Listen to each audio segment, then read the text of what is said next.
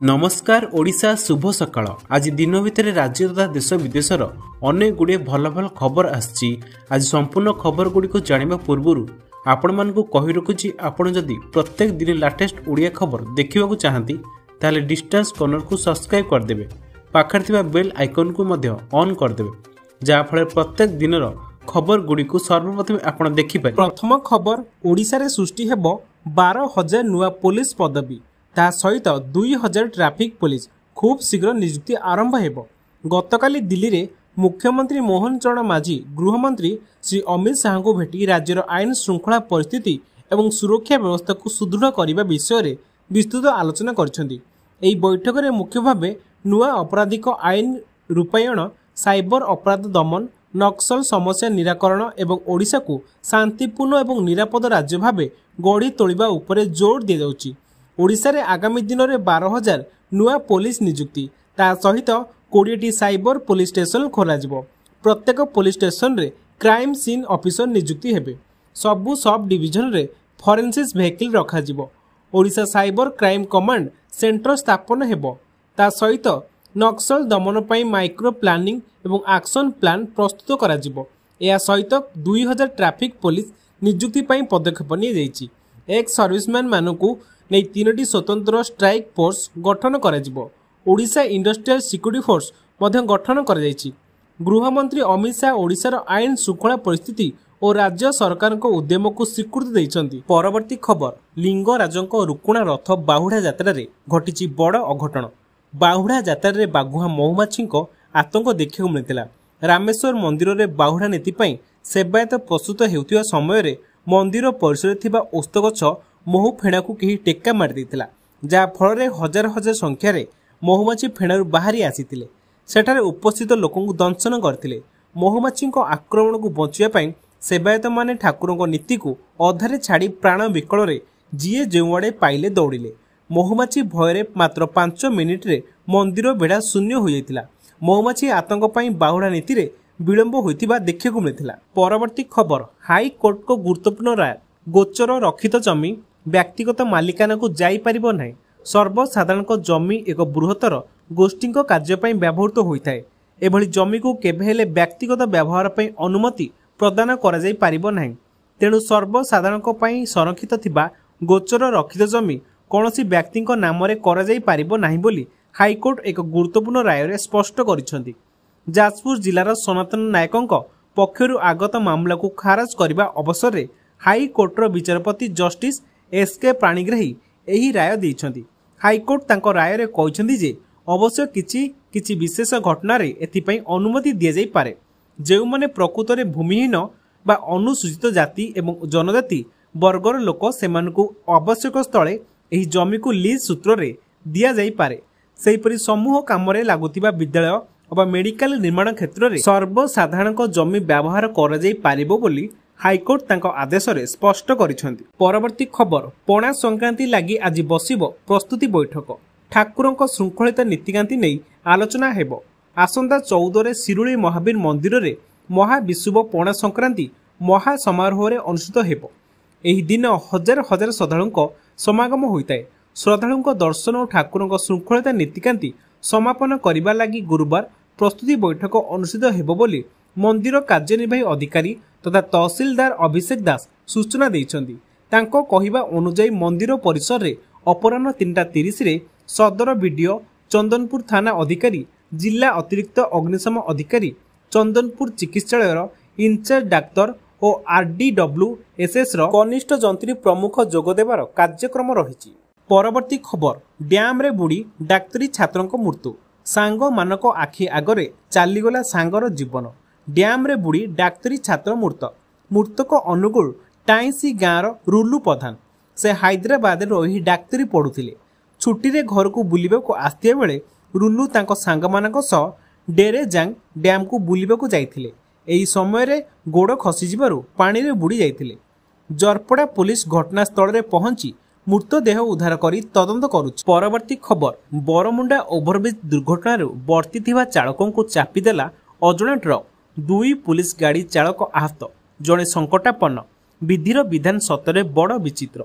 मृत्यु केतेबेले जे काहाकू किपरि କବଳିତ କରିବ ତାହା କାହାକୁ ଜଣା ନଥାଏ।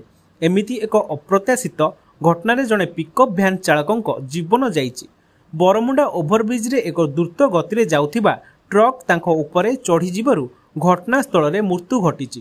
ଅପରପକ୍ଷରେ ଉଦ୍ଧାର କାର୍ଯ୍ୟରେ ଲାଗିଥିବା 2 ପୋଲିସ ଭ୍ୟାନ୍ ଏକ ଟ୍ରେକର ପିଟିଛି। ପୁଲିସର ସ୍କର୍ପିଓ ଭ୍ୟାନ୍ଟି ଭାଙ୍ଗି ଚୁରମାର ହୋଇଯାଇଛି। ସ୍କର୍ପିଓରେ ବସିଥିବା ଚାଳକଙ୍କର ଗୁରୁତର ଆହତ ହୋଇଛନ୍ତି। ଅନ୍ୟ ଗାଡ଼ିଟି ଭାଙ୍ଗିରୁଜି ଯାଇଥିବା ବେଳେ ଚାଳକଙ୍କର ସାମାନ୍ୟ ଆଘାତ ହୋଇଛନ୍ତି। ଘଟଣାଟି ଏହିପରି ବୁଧବାର ରାତି 12:45 ହେବ। ଏକ ପିକଅପ୍ ଭ୍ୟାନ୍ ରସୁଲଗଡ଼ ପଟୁ କୁକୁଡ଼ା ଚିଆଁ ବୋଝେଇ କରି ଖୋର୍ଦ୍ଧା ଆଡ଼କୁ ଯାଉଥିଲା। ବରମୁଣ୍ଡା ଓଭରବ୍ରିଜ ପାଖରେ ଚାଳକ ଜଣକ ଭାରସାମ୍ୟ ହରାଇ ବସିଲେ। ଡିଭାଇଡରକୁ ପିଟି ଭ୍ୟାନ୍ଟି ଅପର ପାର୍ଶ୍ୱକୁ ଓଲଟି ପଡ଼ିଲା। 2 ଗଡ଼ା ଦେଇ ଭ୍ୟାନ୍ଟି ଆର ପଟକୁ ଓଲଟି ପଡ଼ିବା ସମୟରେ ସୌଭାଗ୍ୟକୁ ସେହି ପଟ ରାସ୍ତାରେ କୌଣସି ଗାଡ଼ି ମୋଟର ଆସୁନଥିଲା। ଗାଡ଼ିଟିର ତାରଜାଲି କଟିଯିବା ଫଳରେ କୁକୁଡ଼ା ଚିଆଁଗୁଡ଼ିକ ବିକ୍ଷିପ୍ତ ହୋଇ ରାସ୍ତାସାରା ପଡ଼ିଲା। ଚାଳକ ଜଣକ ଗାଡ଼ି ଭିତରେ ଚାପି ହୋଇ ରହିଯାଇଥିଲେ। ବହୁ ଚେଷ୍ଟା କରି ସେ ଗାଡ଼ିରୁ ଗୁରୁଣ୍ଡି ବାହାରିଥିଲେ। ଲକ୍ଷ୍ୟ ଥିଲା ଏନ୍ଏଚ୍ ଯାଉଥିବା ଅନ୍ୟ କୌଣସି ଗାଡ଼ି ଚାଳକଙ୍କ ସାହାଯ୍ୟ ନେବେ, ହେଲେ ତାଙ୍କ କ୍ଷେତ୍ରରେ ଯାହା ଘଟିଲା ତାହା ଥିଲା କଳ୍ପନାତୀତ। ପରବର୍ତ୍ତୀ ଖବର, ଭୁବନେଶ୍ୱରରେ ହେବ 10,000 ଆସନ ବିଶିଷ୍ଟ ମେଗା କନଭେନସନ ସେଣ୍ଟର। ଏହି ଅଞ୍ଚଳରେ ନିର୍ମାଣ କରିବ ଓବିସିସି। ରାଜଧାନୀ ଭୁବନେଶ୍ୱରକୁ ଖୁବ୍ ଶୀଘ୍ର 10,000 ଆସନ ବିଶିଷ୍ଟ ମେଗା କନଭେନସନ ସେଣ୍ଟର ମିଳିବ। ଓଡ଼ିଶା ସେତୁ ନିର୍ମାଣ ନିଗମ ଓବିସିସି ଏହାକୁ ଇଷ୍ଟ କୋଷ୍ଟ ରେଲୱେ ମୁଖ୍ୟାଳୟ ନିକଟରେ ନିର୍ମାଣ କରିବ। ଭୁବନେଶ୍ୱର ସହରକୁ ବିଶ୍ୱ ବ୍ୟବସାୟ ଏବଂ ପର୍ଯ୍ୟଟନର ଏକ କେନ୍ଦ୍ର ଭାବରେ ପ୍ରତିଷ୍ଠା କରିବା ପାଇଁ ଓଡ଼ିଶା ସରକାରଙ୍କ ପ୍ରୟାସର ଅଂଶ ଭାବରେ 10,000 ଲୋକଙ୍କ ବସିବା କ୍ଷମତା ବିଶିଷ୍ଟ ଏହାର ସର୍ବବୃହତ୍ କନଭେନସନ ସେଣ୍ଟରର ନିର୍ମାଣ ଆରମ୍ଭ କରିବାକୁ ଯାଉଛି। ଦି ଟାଇମ୍ସ ଅଫ୍ ଇଣ୍ଡିଆ ରିପୋର୍ଟ ଅନୁଯାୟୀ ସରକାର ଏକ ସରକାରୀ ଘରୋଇ ସହଭାଗିତା ଅଧୀନରେ ଚନ୍ଦ୍ରଶେଖରପୁରରେ ପ୍ରକଳ୍ପ କାର୍ଯ୍ୟକାରୀ କରିବା ପାଇଁ ଓଡ଼ିଶା ସେତୁ ନିର୍ମାଣ ନିଗମ ସହିତ ଯୋଗାଯୋଗ କରିଛନ୍ତି, ଯେଉଁଥିରେ ଅନ୍ତର୍ଜାତୀୟ ସମ୍ମିଳନୀ, ପ୍ରଦର୍ଶନୀ ଏବଂ ସାଂସ୍କୃତିକ କାର୍ଯ୍ୟକ୍ରମ ଆୟୋଜନ କରିବାର ଯୋଜନା ରହିଛି। ପରବର୍ତ୍ତୀ ଖବର, ପ୍ରାରମ୍ଭିକ ଅବସ୍ଥାରେ 13 ଜିଲ୍ଲାରେ ଆରମ୍ଭ ହେବ ଆୟୁଷ୍ମାନ ଯୋଜନା। ଓଡ଼ିଶା ଆସୁଛନ୍ତି କେନ୍ଦ୍ର ସ୍ୱାସ୍ଥ୍ୟମନ୍ତ୍ରୀ ଜେପି ନଡ୍ଡା। ଶୁକ୍ରବାର ଦିନ କଟକ ବାଲିଯାତ୍ରା ପଡ଼ିଆରେ ଆୟୋଜିତ କାର୍ଯ୍ୟକ୍ରମରେ ଆୟୁଷ୍ମାନ ଭାରତ ଯୋଜନାର ଶୁଭାରମ୍ଭ କରିବେ ନଡ୍ଡା। ଏଥିପାଇଁ ବ୍ୟାପକ ପ୍ରସ୍ତୁତି କରିଛନ୍ତି ରାଜ୍ୟ ସରକାର। କଟକକୁ ଛାଡ଼ି ଆଉ 12 ଜିଲ୍ଲାରେ ମଧ୍ୟ ଆୟୁଷ୍ମାନ ଭାରତର ଶୁଭାରମ୍ଭ ଉତ୍ସବ ହେବ। କାର୍ଯ୍ୟକ୍ରମରେ ମନ୍ତ୍ରୀମାନେ ଯୋଗଦେଇ ରାଜ୍ୟରେ ଆୟୁଷ୍ମାନ ଭାରତର ଶୁଭାରମ୍ଭ କରିବେ। କଟକ ବାଲିଯାତ୍ରା ପଡ଼ିଆରେ ହେବାକୁ ଥିବା ମୁଖ୍ୟ କାର୍ଯ୍ୟକ୍ରମରେ ମୁଖ୍ୟମନ୍ତ୍ରୀ ମୋହନ ଚରଣ ମାଝୀଙ୍କ ସମେତ 2 ଉପମୁଖ୍ୟମନ୍ତ୍ରୀ ପ୍ରଭାତୀ ପରିଡ଼ା, କେବି ସିଂହଦେଓ ଓ ସ୍ୱାସ୍ଥ୍ୟ ମନ୍ତ୍ରୀ ମୁକେଶ ମହାଲିକ ସାମିଲ ହେବେ। କେନ୍ଦ୍ରାପଡ଼ାରେ ମନ୍ତ୍ରୀ ଗୋକୁଳାନନ୍ଦ ମଲ୍ଲିକ, ନୟାଗଡ଼ରେ ସୁରେଶ ପୂଜାରୀ, ନବରଙ୍ଗପୁରରେ ରବି ନାରାୟଣ ନାୟକ, କୋରାପୁଟରେ ନିତ୍ୟାନନ୍ଦ ଗଣ୍ଡ, ଢେଙ୍କାନାଳରେ କୃଷ୍ଣଚନ୍ଦ୍ର ପାତ୍ର, ଯାଜପୁରରେ ପୃଥ୍ୱୀରାଜ ହରିଚନ୍ଦନ, ଗଞ୍ଜାମରେ ବିଭୂତି ଭୂଷଣ ଜେନା, ମୟୂରଭଞ୍ଜରେ ଡାକ୍ତର କୃଷ୍ଣଚନ୍ଦ୍ର ପାତ୍ର, ପୁରୀରେ ସୂର୍ଯ୍ୟବଂଶୀ ସୁରଜ, ଖୋର୍ଦ୍ଧାରେ ପ୍ରଦୀପ ବଳ ସାମନ୍ତ, କେନ୍ଦୁଝରରେ ଗଣେଶ ରାମ ସିଂ ଖୁଣ୍ଟିଆ ଓ ଜଗତସିଂହପୁରରେ ସମ୍ପଦ ଚରଣ ସ୍ୱାଇଁ ଅତିଥି ଭାବେ ଯୋଗ ଦେବେ। ପ୍ରଥମ ପର୍ଯ୍ୟାୟରେ ପ୍ରତି ଗାଁର 25 ଜଣଙ୍କୁ ଆୟୁଷ୍ମାନ କାର୍ଡ ପ୍ରଦାନ କରାଯିବ। କାର୍ଯ୍ୟକ୍ରମରେ ରାଜ୍ୟର 3.5 କୋଟି ହିତାଧିକାରୀଙ୍କୁ କାର୍ଡ ଯୋଗାଇ ଦିଆଯିବ। ପରବର୍ତ୍ତୀ ଖବର, 6 ଘଣ୍ଟାରେ ନିର୍ମାଣ ହେଲା ରେଲୱେ ଷ୍ଟେସନ। ପ୍ରଯୁକ୍ତି ବିଦ୍ୟା କ୍ଷେତ୍ରରେ ହେଉଥିବା ନିରନ୍ତର ପରିବର୍ତ୍ତନ ଏବେ ଆମର ଦୈନନ୍ଦିନ ଜୀବନକୁ ମଧ୍ୟ ଦ୍ରୁତ ଗତିରେ ପ୍ରଭାବିତ କରୁଛି। ଜାପାନ ଏହି ପ୍ରଯୁକ୍ତି ବିଦ୍ୟା ବିପ୍ଳବର ଏକ ଅନନ୍ୟ ଉଦାହରଣ ସୃଷ୍ଟି କରିଛି। ଏଠାରେ ମାତ୍ର 6 ଘଣ୍ଟା ମଧ୍ୟରେ ଏକ ରେଳ ଷ୍ଟେସନ ତିଆରି ହୋଇଛି। ଏହାର ବିଶେଷତ୍ୱ ହେଉଛି ଏହାକୁ 3D ପ୍ରିଣ୍ଟିଂ ପ୍ରଯୁକ୍ତି ବିଦ୍ୟା ବ୍ୟବହାର କରି ତିଆରି କରାଯାଇଛି। ଏହା କେବଳ ନିର୍ମାଣ କ୍ଷେତ୍ରରେ ଏକ ପ୍ରମୁଖ ସଫଳତା ନୁହେଁ, ବରଂ କମ୍ ଖର୍ଚ୍ଚରେ, କମ୍ ସମୟ ଏବଂ କମ୍ ସମ୍ବଳରେ ଭିତ୍ତିଭୂମି ନିର୍ମାଣ ଦିଗରେ ଏକ ବିପ୍ଳବୀ ପଦକ୍ଷେପ। ଦ୍ରୁତ ଗତିରେ ହ୍ରାସ ପାଉଥିବା ଜନସଂଖ୍ୟା ଏବଂ ମହଙ୍ଗା ରକ୍ଷଣାବେକ୍ଷଣ ମଧ୍ୟରେ ଜାପାନର ଏହି ପଦକ୍ଷେପ ଆଲୋଚନାରେ ରହିଛି। 3D ପ୍ରିଣ୍ଟିଂ ପ୍ରଯୁକ୍ତିବିଦ୍ୟା ବ୍ୟବହାର କରି ପ୍ରକୃତରେ ଅନ୍ତର୍ଜାତୀୟ ଗଣମାଧ୍ୟମ ରିପୋର୍ଟ ଅନୁସାରେ ଜାପାନର ପଶ୍ଚିମ ଜାପାନ ରେଳବାଇ କମ୍ପାନୀ ବିଶ୍ୱର ପ୍ରଥମ ରେଳ ଷ୍ଟେସନ ନିର୍ମାଣ କରିଛି, ଯାହା 3D ପ୍ରିଣ୍ଟିଂ ପ୍ରଯୁକ୍ତିବିଦ୍ୟା ବ୍ୟବହାର କରି ନିର୍ମିତ ହୋଇଥିଲା। ଏହି ଷ୍ଟେସନଟି ୱାକାୟାମା ପ୍ରଦେଶର ଆରିଡା ସହରରେ ନିର୍ମିତ ଏବଂ ମାତ୍ର 6 ଘଣ୍ଟା ମଧ୍ୟରେ ନିର୍ମିତ ହୋଇଥିଲା। ଷ୍ଟେସନର ନାମ ହାଟ ସୁମିସା ଷ୍ଟେସନ, ଯାହା 1948ରେ ନିର୍ମିତ ପୁରୁଣା କାଠ ଷ୍ଟେସନ ନାମରେ ନିର୍ମିତ ହୋଇଥିଲା। ପରବର୍ତ୍ତୀ ଖବର, ଆଜି ଶ୍ରୀମନ୍ଦିରରେ ଦୟଣା ଚୋରି ନୀତି। 2 ଦିନ ବନ୍ଦ ରହିବ ରତ୍ନ ଭଣ୍ଡାର ମରାମତି କାମ। ଏହି ସ୍ୱତନ୍ତ୍ର ନୀତିକୁ ଶୃଙ୍ଖଳିତ କରିବା ଉପରେ ଗୁରୁତ୍ୱ ଦେଇଛି ପ୍ରଶାସନ। ଦୟଣା ଚୋରି କରିବେ ମହାପ୍ରଭୁ। ମଧ୍ୟାହ୍ନ ଧୂପ ଏବଂ ଦକ୍ଷିଣୀ ଘର ଭୋଗ ସରିବା ପରେ ଏହି ନୀତି ଆରମ୍ଭ ହେବ। ଏଥିପାଇଁ ମହାପ୍ରଭୁଙ୍କ ଚଳତି ପ୍ରତିମା ରାମକୃଷ୍ଣ ଜଗନ୍ନାଥ ବଲ୍ଲଭ ମଠ ପରିସରକୁ ବିଜେ କରିବେ।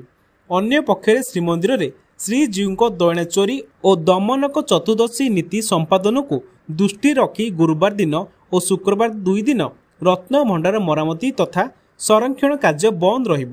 ଏହାପରେ ପୁନଶ୍ଚ ରତ୍ନ ଭଣ୍ଡାର କାମ ଆରମ୍ଭ ହେବ ବୋଲି ଶ୍ରୀମନ୍ଦିର ପ୍ରଶାସନ ପକ୍ଷରୁ ସୂଚନା ଦିଆଯାଇଛି। ପରବର୍ତ୍ତୀ ଖବର, ଗ୍ରୁପ ଲୋନ୍ କରାଇଦେବ କହି ଲକ୍ଷାଧିକ ଟଙ୍କା ଲୁଟ୍। ଏବେ ଟଙ୍କା ସୁଝିବାକୁ ହିତାଧିକାରୀଙ୍କ ପାଖକୁ ଆସୁଛି ନୋଟିସ୍। ଲୋନ୍ କରାଇଦେବ ଆଡ଼ରେ ମହିଳାଙ୍କ ଠାରୁ ଲୁଟିନେଲେ ଲକ୍ଷାଧିକ ଟଙ୍କା। ଧନୀ କ୍ରେଡିଟ୍ କାର୍ଡ ମାଧ୍ୟମରେ ଲୋନ୍ କରାଇଦେବ କହି ଗାଁ ଲୋକଙ୍କୁ କରିଥିଲା ଟାର୍ଗେଟ। ଆଉ ମିଠା ମିଠା କଥାରେ ଫସାଇ ଗ୍ରାମବାସୀଙ୍କ ଠାରୁ ପ୍ୟାନ୍ କାର୍ଡ ଆଧାର କାର୍ଡ ଆଣି ଲୋନ୍ ମଧ୍ୟ କରିଥିଲା। ହେଲେ ଲୋନ୍ କରାଇବା ପରେ ସବୁ ଗ୍ରାମବାସୀଙ୍କ ଲୋନ୍ ଟଙ୍କା ଧରି ଚମ୍ପଟ ମାରିଥିଲା। ଏବେ ନିଜ ନାଁରେ ହୋଇଥିବା ଲୋନ୍ ସୁଝନ୍ତି ଗାଁ ଲୋକେ। ଅଭିଯୁକ୍ତ ଜଣକ ହେଲା କଟକ ଅଞ୍ଚଳର ଯୁବକ ଦିଲ୍ଲୀପ ସ୍ୱାଇଁ, ଯାହାର କାରନାମା ଶୁଣିଲେ ଆପଣଙ୍କ ବି ମୁଣ୍ଡ ଗରମ ହୋଇଯିବ।